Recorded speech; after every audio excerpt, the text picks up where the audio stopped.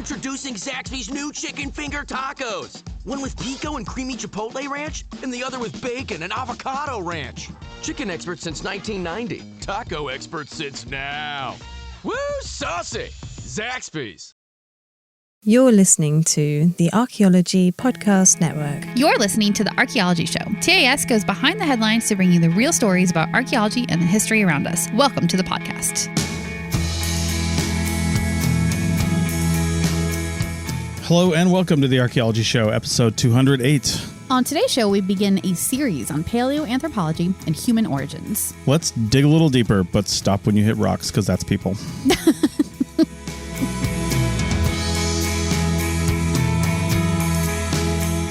All right, welcome to the show, everybody. Rachel, how's it going? Hello, pretty good. So we're down here, still hanging out in Mexico. Still here, yeah. We just love it here so much. And I'm actually looking at the Sea of Cortez right now, so like out the window of the RV. Like as you're recording. It's not a bad life. It's really not. No. Yeah. No, it's neat. Yeah, and we've got some good friends around us because we've resituated as some people left the event that we were on, and we've moved closer to the beach, and it's just really cool. Yeah, it's just we're in this like perfect situation right now where I'm like, I don't ever want to leave.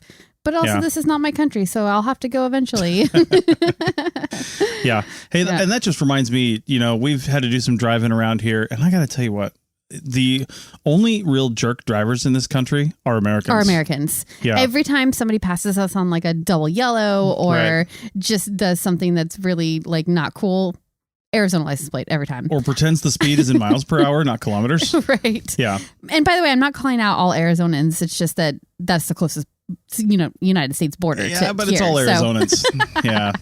All the ones that come down here anyway. Oh my gosh. Yeah. They're just, when you go to another country, it's beneficial to you and to everybody to just respect their, the rules. The laws and the people. Yeah. And like, honestly, the consequences of breaking the rules here, like that's not good for anybody. I don't know why people are so, I don't know why they speed and don't stop at stop signs and don't follow the rules. But anyway, that's a different rant for a different day. Yeah, indeed. So anyway, we're going to talk about something, and this is going to be a series we're going to do. Yeah. We're not quite sure how many parts it's going to be because it's a big topic. Yeah, it like keeps growing and growing. Yeah. So it might go from, it's 2 for sure right now, but it might go to 3 or maybe even 4. I think it's at least 3 or 4. Do you? Okay. Yeah. So what we're talking about is paleoanthropology. And this is a podcast that I want to actually have on the Archaeology Podcast Network, but I'm not qualified to run it. Yeah. I just have an interest in paleoanthropology, and I'd really love it if a paleoanthropologist that happens to be listening that wants to have their own show, we'll provide you the platform. Yeah. You just bring the content and let's talk about this stuff.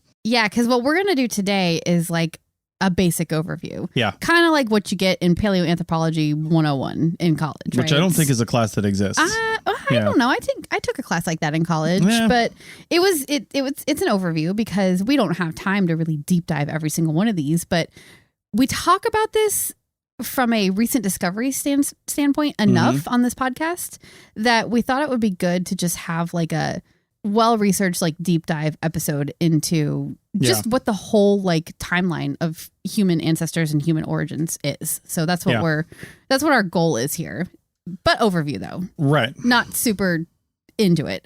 Exactly. Yeah. So discussing the term real quick, paleoanthropology, it's basically the study of fossilized humans and human ancestors and the stuff they left behind. Yeah. Yeah, that's basically all it is. I mean, it means old human. That's what paleoanthropology means. Yeah. So the study of old humans. And it's like they're fossilized for sure. So these are rocks. So they're like chipping rocks out of rock in order to find these things, which makes it very difficult.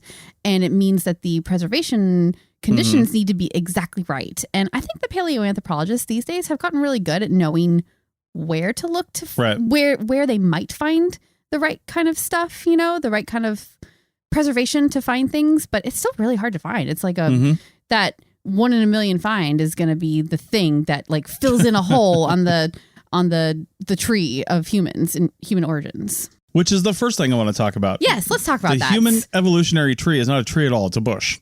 Yes, very true. There are lots of parts to it.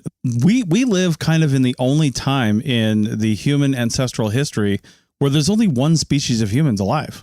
Yeah, that's a good point. One hominid species. Yeah. Right? And these are all overlapping by like millions of years. So there were sometimes, I mean, potentially even, 6, 7, 8, 9 different species of hominid-like creatures roaming the planet. Yeah, true. At the same time. I would say one caveat to that is that this is our eyes looking backwards at what we have found. So we're assigning all these different species to things based on the fragments that we're finding in the fossil record. And so we could be wrong. We could definitely be wrong about how many there were, what they date to, and stuff like that. You know, we definitely don't have a complete picture. Yeah. Yeah. It's a puzzle for sure. And that's the next thing I was going to talk about. Like, how do we know that we're talking about paleoanthropology and not primatology? Yeah. You know, when you see something that's 7 million years old and you're like, well, how do I put this on the human family tree and not on the, say, you know, chimpanzee or gorilla family tree or something like that? And one of the reasons is because, well, first off, chimpanzees, gorillas, those types of things, they also evolve like every species does, but they haven't evolved in the way that the human line has, right? Chimpanzees are still walking on all fours. They've been doing that for 20 million years or more. And their common ancestor with us did. We'll talk about that in a minute. But what makes it something that we end up putting it as far as an ancestral line to current humans is, was there some sort of evolutionary adaptation or some sort of change that we can note within this fossil that was found that is a trait that humans have today or that led to something that humans have today, like upright walking, an opposable thumb, you know, other kinds of things like your legs starting to shape so you can stand upright more often. I mean, chimpanzees and gorillas and stuff can stand upright, but not for very long, and it looks uncomfortable. Yeah. You know, so the shape of the face is another one, whether the front part of it like protrudes more like a monkey, or, you know, it's flatter like a human. So those sorts of things are what they're looking at. And of course, it always means like finding the right piece of the fossilized skeleton in order to even like assess that kind of stuff too. Yeah, we could have it's a hard business. I know we could have finger bones of unidentified hominid species right now that maybe we think are something else or sitting in the I don't know box. Yeah. Right. But it could be a completely different species of hominid. Yeah. Without the rest of it though, you just, it's hard to say. And you have it out of context too. You're never going to be able to place it with the rest of that species. You just can't. The other thing we have to talk about in this segment, of course, is the image that actually all anthropologists even love. I even love it. I love it too. You have to love it. It's the image of something like a monkey, and then there's usually like 8 or so steps, and it turns out to be a human. Yeah. Some of my favorites are it then like hunches down and is at a computer or something like that. Yeah. Or you know, whatever. Or goes on to like Bigfoot or Sasquatch or something. Those ones are always funny too. But while we do appreciate that image and we like it, it's not accurate. No. Right? Because humans definitively, and there's no debate or question about this, did not evolve from monkeys, chimpanzees. Chimpanzees aren't monkeys, by the way. Get that straight. Right, true. Monkeys have tails, chimpanzees do not. Yeah. And we didn't evolve from any of the current primate species that are alive today. But we have a common ancestor with all the primate species that are alive today. Yeah. We have a common ancestor that goes back, I think the last I heard was about 20 million years is the thought, just from genetic. Really? Does it go back that far? Yeah, just from looking at the genetic code of the two species. Like there's a really relatively well-known book by John Marks who's been interviewed on this show. Yeah. Called being 98% chimpanzee. Just 98% chimpanzee, I think it's called. Oh, is it? Yeah, 98% chimpanzee. Great book. Because he mentions that we are, of course, we share 98% of the genome with chimpanzee. That 2% makes us very different, but that's all it takes, right? Because the human genome and the chimpanzee genome are massive. Yeah, you know, millions and millions of pieces of code here, and it only takes 2% of that to make us that much different. Yeah, because when it comes right down to it. Yeah, we're both mammals. We both have hair. We just have less of it. Yep. You know, we both reproduce the same way. We both, you know, have brains. We both have, you know, hands and fingers and toes. Yeah, like even use hands the same way. Like there's a lot of similarities. It's just those little bit of changes in the genetic code make our brains a little bigger. Yep. Make them structured a little bit differently and change our anatomy a bit. Yeah. And that changes everything. Yeah, for sure. So. And just going back to the common ancestor idea, in case that's a phrase that it's super obvious when you learn about it, but it's not totally obvious when you first hear it. Like, what does that mean exactly? But what we're talking about is an ancestor that is shared with another species. In this case, we're talking about chimpanzee, or probably bonobo would be the closest one to humans, I think. Yeah. But what happens is we share this point way, way far ago, 20 million years or whatever it is. And then from there, we branch off in two different directions. So rather than this linear thing where it's like this unbroken line back to chimpanzees, it's this point where we break, and then, in the one direction goes human, and it's this crazy bush like we talked about, like spreading in a bunch of different directions, and in the other totally different direction goes the chimpanzee line with all of their ancestors, which are completely different to what they are today as well. So that's the thing to keep in mind here. It's not linear. It's this branching bush idea. And if you go back far enough, everything has a common ancestor with everything else. Sure. Yeah. Because one of the things I always remember from that book from Dr. Marks is that we're also something like 74% daffodil. He says, really? Yeah. Because if you go back far enough, all living animals have a common ancestor with all living plants. Right. Because we all go back to single-celled organisms. Yeah. So when you go back to single-celled organisms, all multicelled organisms have a common ancestor with single-celled organisms. And then those multicellular organisms started to change. They became fish eventually. I mean, they became a lot of amoeba and stuff like that in between. Yeah.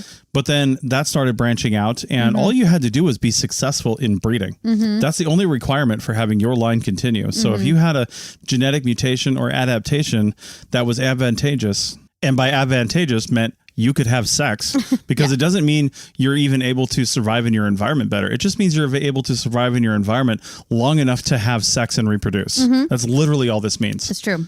Yeah. I mean, sometimes they even call it sexual evolution, because that's the only thing you need to be able to do. Yeah. Right. And that's why. And then your genes get carried along. And that's why some have argued that our evolution has probably stopped, because we're able to not select out people that may have been selected out in the past. Like maybe somebody is born with a mutation or born with some sort of genetic disorder that would have made them unfavorable to be around for whatever reason. Right. And then they wouldn't have been mated with, and then they would have died without children. But now it doesn't really matter what you have. You can find a partner. Yeah. And then you can have sex with that partner. And if you can have kids, well, whatever you were born with that made you the way you are is now part of the genome, and it's getting passed on for good or for bad. That's a really interesting point. And it's like the beauty of humanity in one way, because you can be whoever you are and find a place that accepts you and be happy and have a lovely life. But from a genetic standpoint, I suppose like everything is always being carried down. So nothing's being selected for. Not really. There's probably small examples. And, genetic drift is when you have a smaller population with various things going on genetically. That's a very bad explanation, but that's very, very simple. But yeah. And here's the other thing about the human family. Well, we're just going to keep calling it the family tree because that's what people call it. If you want to look up clades and like cladism, that's really what it is. Clades are just, it's almost like a diagonal line with little things coming off of it. That's really what the tree is these days. Oh, yeah. That's how geneticists talk about it. Yeah. But either way, it's not really a tree. It's more of a bush. There isn't one single branching. And the reason for that is I was always taught that things that were different species couldn't breed. They could have sex. That's different than breeding. They couldn't breed and have viable offspring. It's like, I think the donkey or the mule, I always get them mixed up, but one of those can't actually breed. Yes. You can cross a horse and a donkey, I think, and get a mule. I think that's how that works. Yeah. But that mule can't reproduce. It's sterile. Right. But that doesn't mean that some of these branches of proto-humans or hominids, we call them, these things that are barely human, they're barely, primate like, there's something in between. Some of them could breed and have viable offspring. Yeah. And that way, you could have this one line and line 1 and line 2 breed and have viable offspring. And then line 2 and line 3 breed because they all lived at the same time and have a viable offspring. And then now lines 5 and 6, which are part of those, are now breeding and having viable offspring, or 4 and 5, whatever the numbers are. But you know what I mean? The kids are now breeding. Yeah.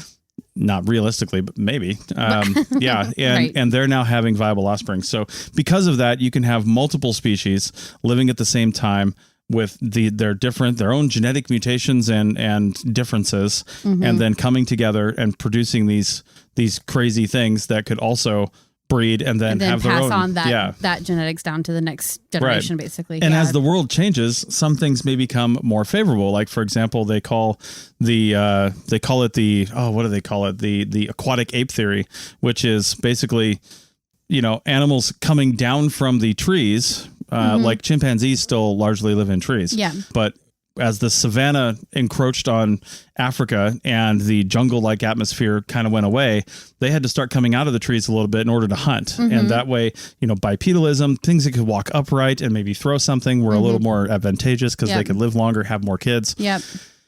And then the whole aquatic ape thing is, maybe they started spending a lot more time in and near water sources to get those animals. And that's why they maybe lost some of their hair and became more slick and hairless, unlike their ancestors. I don't really know a whole lot about that. But either way, there's a lot of different theories on why certain mutations happened, and not why they happened. They happened because of random mutations, but why they were favored enough to propagate, And I think most would agree that it's because maybe you have some weird mutation, but maybe you only have one child, right? But if you're a male, to be honest with you, and you impregnate many females and you have many children, whatever trait you have is moving on. Right. So if you're strong and you're seen as somebody who the women want to mate with, the females of the species, the females can only have so many kids, but the males can have sex with as many women as they want. And so it was often the male traits that were passed on that way because they could propagate a lot faster and a lot more than the females could. Yeah. It's just natural. That's just biology. Right.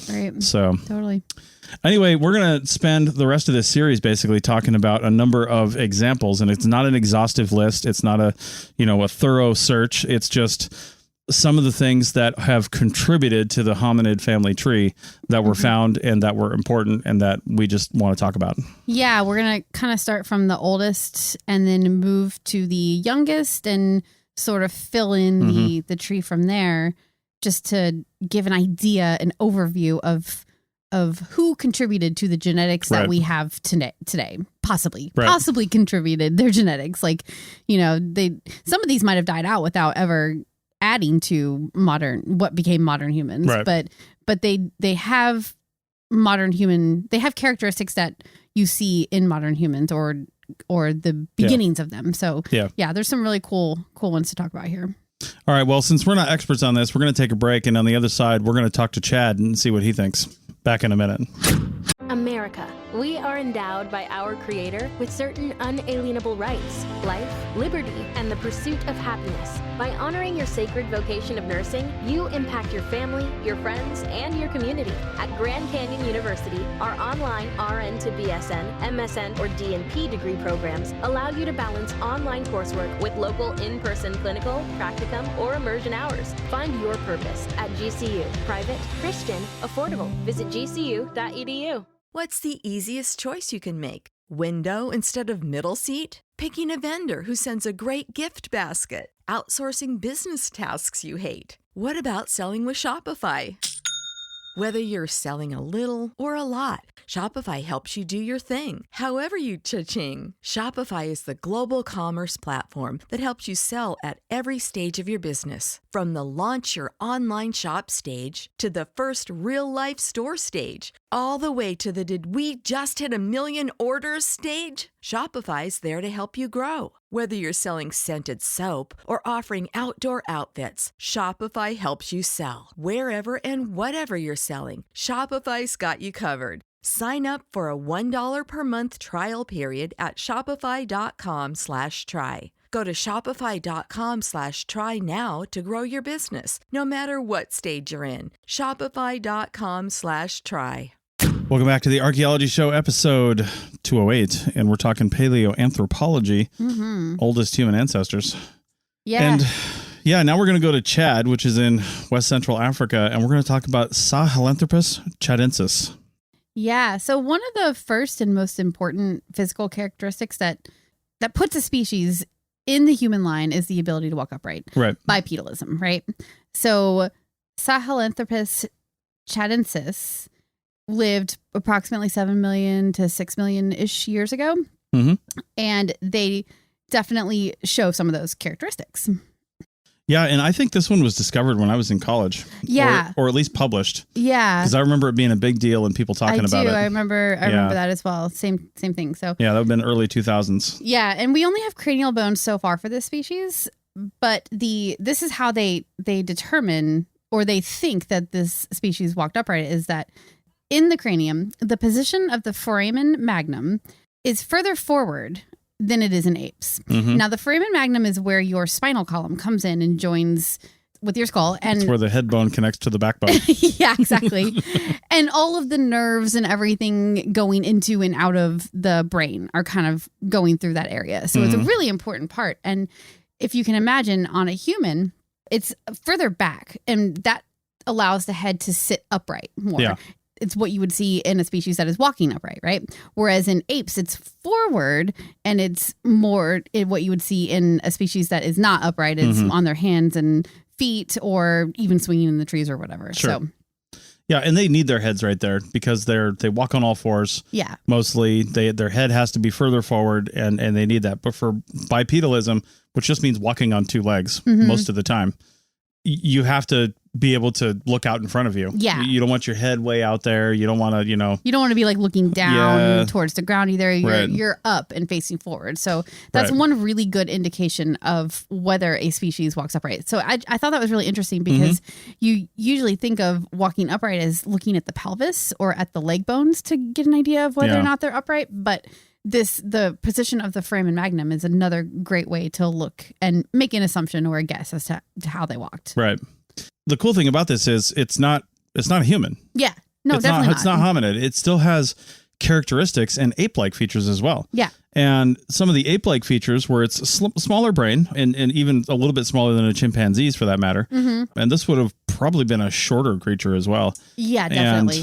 And, it had a sloping face, prominent brow ridges, and then an elongated skull. Yeah. And probably like prognathic, they call it, where your face like sticks out a little bit. Yeah. Like you imagine a chimpanzee or, any other sort of ape species. But it also had other human-like features, which included small canine teeth, short middle part of the face, and the foramen magnum, as you mentioned. Yeah. So that's really cool. And it's these crossover species, of course, is what you see all the way up until Homo sapiens, we call it, right? Yeah, almost all of them are a mix of human and ape. They have to be, otherwise they'd be human. Yeah, exactly. So it's very interesting to see what parts are human-like and what are more ape-like or whatever. And so the next one dates to, the fossils we have date to somewhere between 6.2 and 5.8 million years ago. So kind of overlapping with the Sahelanthropus tchadensis a little bit too.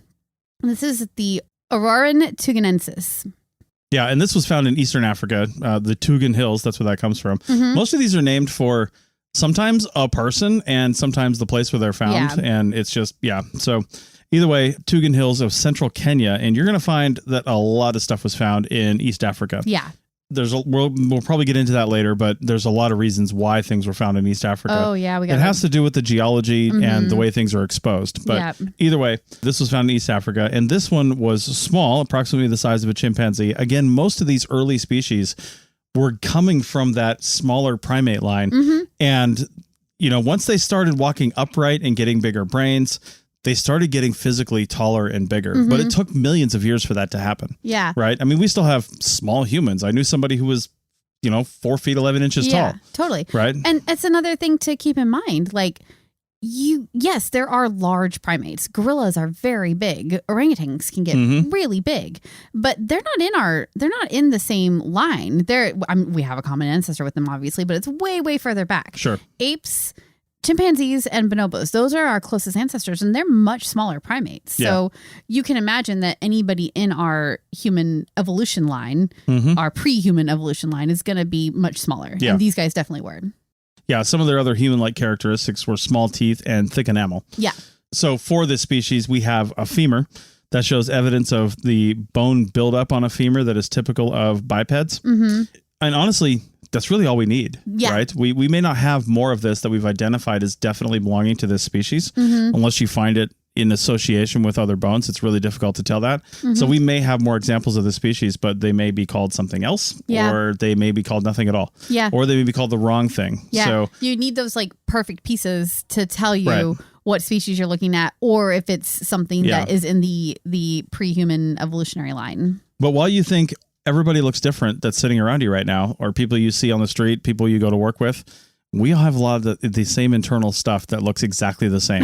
The only thing that would make a femur look really different between two identical humans standing next to each other is some sort of pathology, right? Some sort of disease or something they had that altered their femur. But when you get down to the bone level, you can really tell a species, and even sometimes the sex, depending on the bone, and then sometimes the age, depending on how the bone developed. Those things, age and sex are usually something that you can tell pretty well from the bones, but and like there's been some really bad like pseudoscience that has happened over the years where people saying that they can tell what race somebody is, but really, like, you can't. You just cannot, because there might be certain characteristics that are more common in certain regions of the world than in other regions, but that is the closest you can get to saying that kind of thing. But that being said, because somebody probably heard of this, there have been really good AI facial reconstructions done of like skulls and things like that. And once you have the actual face, you can start to see features that may be regionally specific. Yes. Racial, if you will, but regionally specific. Yeah.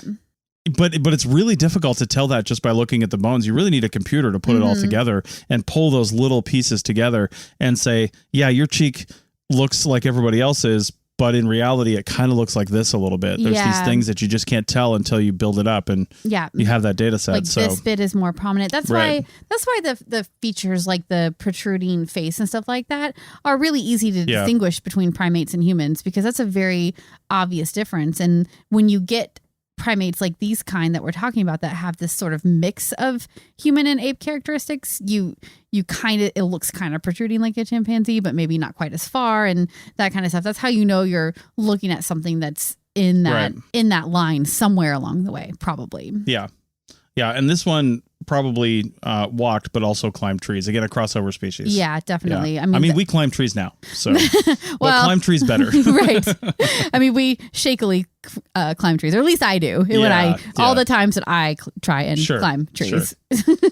All right. Well, Chad didn't get us too far, so we're going to take a break and see what Artie can do with us on the other side of the break. Back in a minute. Introducing Zaxby's new chicken finger tacos. One with pico and creamy chipotle ranch, and the other with bacon and avocado ranch. Chicken expert since 1990. Taco expert since now. Woo, saucy! Zaxby's. Chicken tacos should only be trusted to chicken professionals. That's where we come in. Introducing Zaxby's new chicken finger tacos. One comes with pico de gallo and creamy chipotle ranch. And the other comes with bacon, lettuce, tomato, and avocado ranch. Chicken expert since 1990. Chicken taco expert since now. Order yours today in the Zax Rewards app. Woo, saucy! Zaxby's. Welcome back to the Archaeology Show. 208 is the episode number, and this is our first Paleoanthropology series. Yeah. And we are talking about a few fossils, and we're back 4 million years plus. Yeah. And that's how far back we're going here. And there is stuff that's been found that's much older, but we're talking about, really specific things that show definable traits that led to what became modern humans. Yeah. Right? And these are fossils and species that most of the paleoanthropology world agrees are at least somewhere in the human evolutionary tree. So there are others that are outliers, but these ones are pretty well established as being part of it. Right. And I mentioned Artie at the beginning. It's only because when this genus was first announced, it was called Ardipithecus, right? Yes. And there's a number of fossils in the Ardipithecus line. Yeah. And the genus that makes it Ardipithecus, that's some of the more common traits, and then you add on the extra little bit, and this generally gets down to where it was found, and some slight differences in what we're talking about. So we're going to talk about two from the Ardipithecus range right now, but they were nicknamed Artie early on. The first one, one was Artie, which we'll talk about in a minute. Yeah, but the first one here that we're talking about now is Ardipithecus cadaba. Yeah, and Ardipithecus cadaba was somewhere in the 5.8 to 5.2 million years ago range. And I don't think they have that many examples of it. So when we give a range like that, it's probably the best range that they could get from the dating. Whatever dating they were able to do on it that's the range that... And that's something we might include in this series, because you can't date fossils. No. But what you can date, and in 99% of the time, what they dated here was the volcanic deposits above and below it. And there's uranium thoron dating. There's a number of others. Fluoride? Potassium argon dating. Oh, potassium argon. Potassium fluoride is what you brush your teeth with. But potassium argon dating. I should never say things without researching first. Where's Google? Right. Potassium argon dating. And what that means is these are radioactive elements. And when they decay from one thing into the other. And when you measure the ratio of those chemicals within something, then you know basically how much time has passed because you know what the half-life is of that radioactive element. Right. So either way, that's how they date these things. And they usually have a layer up here and a layer down here, and you know it's somewhere in the middle. So when you say 5.2 to 5.8, there must have been a 5.2 million layer of volcanic material and then a 5.8 million layer of volcanic material, usually basalt. Yep. These flows happen all over Eastern Africa, and that's why we have such good dating on these things is because these volcanic flows happen all the time for millions of years. Yeah. So anyway, in the middle of Wash Valley in Ethiopia is just, so to speak, awash with hominid remains. Yes, so, it definitely is. I think we're going to be talking about this area in the next couple episodes too. Like there's just so much going on there. And we have talked about it on other episodes, like news episodes too. They're always finding stuff here. So yeah, so this one, Kadaba, was similar in size to a chimpanzee again.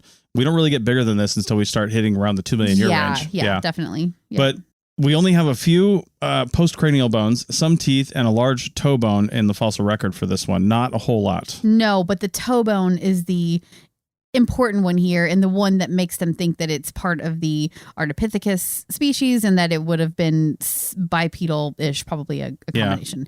And it's broad and robust, and it could have been used for what they call the bipedal push-off, which is exactly what you think. Like when you take a step with your foot and you're pushing forward with that front part of your foot and your toes, that's the bipedal push off. Yeah. And feel it. You can feel it if you're just like walk barefoot. Feel where your big toes are. Yeah. You can feel that just kind of dig in and keep you upright. You need that strength in the feet and that shape in order to like help you walk upright, basically. It's the one thing that robots can't seem to get right when you see them try to walk bipedally. Oh, they always walk heel first, don't they? Well, they just can't do it. Yeah. And it's really hard to do. So the canine teeth also resemble later hominins, which is pretty cool. Yep. So, but again, we don't have much about this species. So these are going to be pretty short conversations. Yeah, they are. Yeah. There's not a whole lot else to say, but we know that it's from in that space within the two lava flows. So if somebody wanted to go looking for more of this, they at least can like pinpoint what layer they might find them in. That doesn't guarantee you'll find anything, but you can at least pinpoint that. You know what you're looking for. Yeah.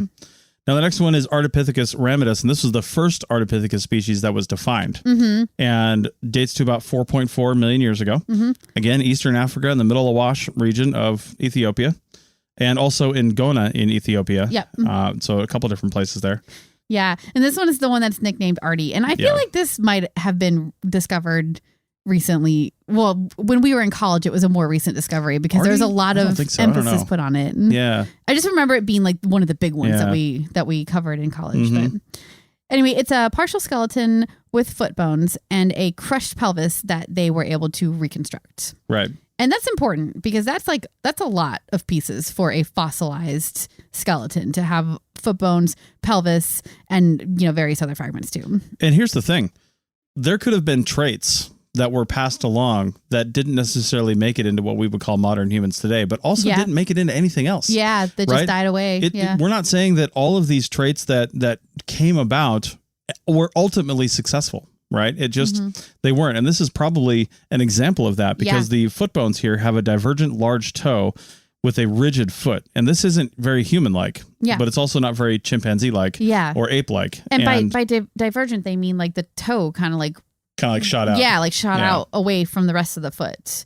So that wouldn't have made walking super easy, I would imagine, right? It could have made gripping trees very easy, though. Yeah. So it's hard to say what this being would have done. And you might be thinking, well, maybe this was a deformity. Maybe this was a non-standard version of a member of the species. But the general theory in paleoanthropology is you're going to find the average representative sample of that species because there were millions of them alive. And if you found one of them, the chances of that one you finding being something that had some sort of genetic deformity that none of the others had is so unlikely. It's so unlikely. The possibility is not zero, but it's so close to zero that it's almost not worth talking about. Yeah, so for sure. It very well could be this, but we need more examples. So So like I said, they were able to reconstruct the pelvis. And from that reconstruction, they say that it has adaptations for both bipedalism and also tree climbing. So maybe doing a mix of both based on the shape of the pelvis that they reconstructed. However, there's always a however, right? Always a problem. There is criticism of the conclusions that are drawn from the reconstructed crushed pelvis. Yeah. Which makes sense. I mean, like, it's a crushed pelvis, a crushed, fossilized 4 million year old pelvis. Right. That a bunch of modern human scientists looked at and said, this piece goes here. I mean, they might have done it perfectly correctly, but there definitely is some room for error there. And also, like, you're interpreting something based on crushed pieces and you don't know when that crushing happened. And I don't know, there's just a lot of room for error there. So I can see being skeptical of whether or not these adaptations are actually truly for bipedalism or even tree climbing. Who knows? Yeah, but it does have some other human-like features. It does, like the canines again. Sounds like canine teeth evolved pretty early on to be similar to what we have today, or became what we have today. Yeah, for sure. If you look at them in a picture, you can see that human canines tend to be smaller and more diamond shaped than ape or primate ones do. Well, just imagine a chimpanzee with like smiling. They have like fangs almost. Yeah, exactly. I mean, they're pretty stout canines used for like ripping flesh, right? But you need that when flesh isn't cooked. Right, you and sure do. Not that these guys were cooking stuff back then, but we're starting to get to the point where, you know, you could eat different foods based on, you know, what you were doing. So anyway, this is about all we're going to talk about today, but we're going to continue this series and bring you a lot more paleoanthropology. There's so much more to discuss. And, you know, once we start getting down into some of the really nitty gritty here, it gets really fun. And then I can talk about my experiences digging 2 million year old fossil bed layers in Africa. Yeah, for sure. Yeah. So, all right. Well, with that, we will see you guys next week with some more paleoanthropology. Bye.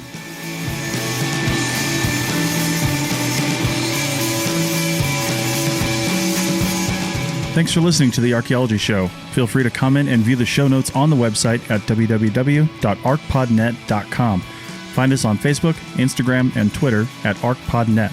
Music for this show is called I Wish You Would Look from the band Sea Hero. Again, thanks for listening and have an awesome day.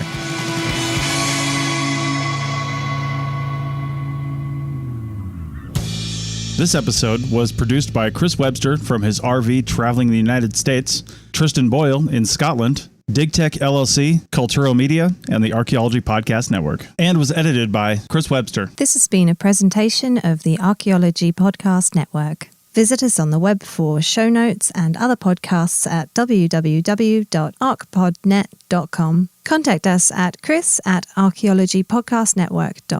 Introducing Zaxby's new chicken finger tacos. One with pico and creamy chipotle ranch, and the other with bacon and avocado ranch. Chicken expert since 1990. Taco expert since now. Woo, saucy! Zaxby's. Chicken tacos should only be trusted to chicken professionals. That's where we come in. Introducing Zaxby's new chicken finger tacos. One comes with pico de gallo and creamy chipotle ranch. And the other comes with bacon, lettuce, tomato, and avocado ranch. Chicken expert since 1990. Chicken taco expert since now. Order yours today in the Zax Rewards app. Woo, saucy! Zaxby's.com.